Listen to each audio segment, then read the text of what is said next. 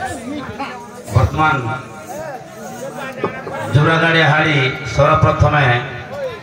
पेंडाल पदार्पण करते दुई पक्ष हाड़ी को गोटे प्रश्न ये उत्तर देवे तापर सी प्रश्न है 10 अवतार भितर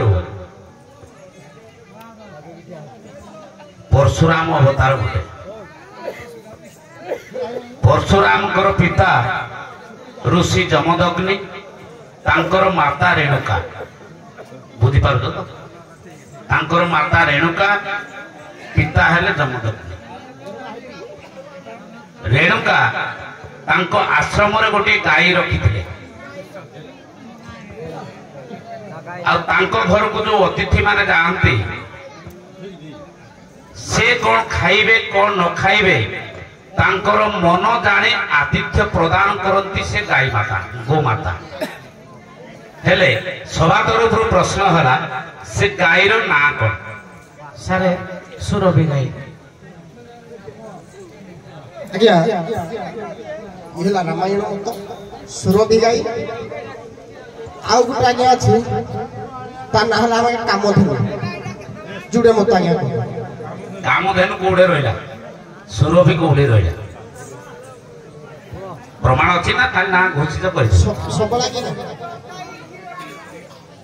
सारे के सारे जगमोहन रामायण रे भक्त कवि बलराम दासंकर रे पूरा परिष्कार सुरभि गाई लिखा है आज्ञा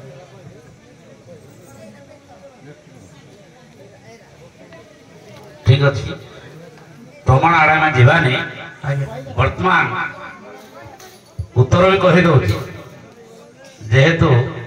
पुरस्कार मंच गाँ बालांकर अनुरोध क्रमे किंतु से मंच भी एटा संस्कृति अनुजाई नुहे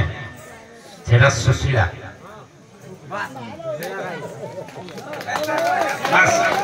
तापर जीवा हारियाणी मान को पचारिबा आम गाँव रे ब्राह्मण चांडाल धरिकी समस्ते अच्छा श्रिया चांडाल तम वंशधर श्रिया चांडाल घर को लक्ष्मी गले पाता पहर अन्य मान को तो घर को गले हेले श्रिया चांडाल केतेटी गुण थिला जे लक्ष्मी ता घर को भी जाते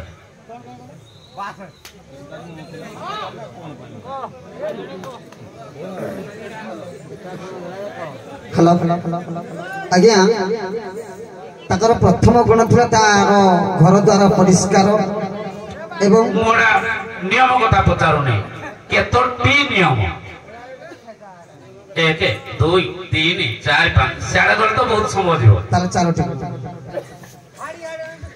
आज्ञा 10टी गुण थिला प्रथम गुण होची तार परिष्कार परिच्छन्नता द्वितीय गुणटी होची तार गोटे श्रद्धा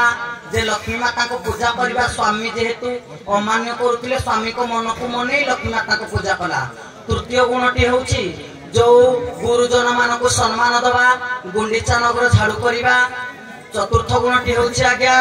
तार जो 16 कोटी पद्म पाखुड़ा मां को मन मोहिथिला आज्ञा पंचम गुणटी होची जो श्रद्धा रे 16 कोटी पद्म पाखुड़ा काटी जो 10 कोटी मंडा करी मां को पूजा करिथिला आज्ञा एमिति तार अनेक आहुरी गुण रहिছে आ 5टी गुण भी रहिছে तो जेहेतु मां माने समस्त लक्ष्मी व्रत करुछंती मुटी कहि दोजी सुनंतु 5टी गुण श्रिया चांडाल थिला से 5टी गुण को अवलंबन करिवे आपण माने मां लक्ष्मी को आवाहन करिवे आपण मानकर धन जन गोपलक्ष्मी वृद्धि हो आनंदिक बार हरिबो प्रधान समाप्त करके जीवा।